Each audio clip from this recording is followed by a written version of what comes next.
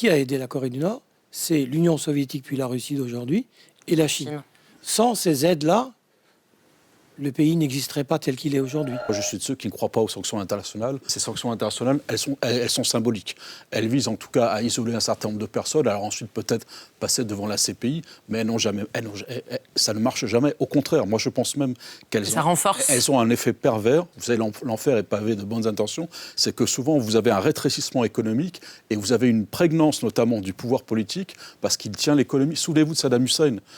L'accord pétrole contre nourriture n'avait fait que renforcer le pouvoir de Saddam Hussein parce que c'était le pouvoir de Saddam qui avait mis la main sur les importations, notamment de nourriture, et qui les donnait à qui bon lui semblait. Voilà. Donc moi je pense que les systèmes de sanctions sont en général inopérants et renforcent le pouvoir en place. Monsieur Donnet. Alors on a oublié quelque chose aussi. Pourquoi ces régimes a tenu si longtemps?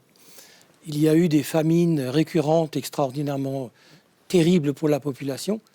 Mais qui a aidé la Corée du Nord? C'est l'Union soviétique puis la Russie d'aujourd'hui et la Chine.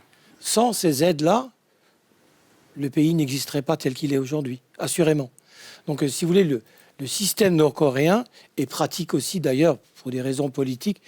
Aujourd'hui, pour la Russie, on l'a vu, ils ont envoyé des milliers et des milliers de soldats se battre en Ukraine.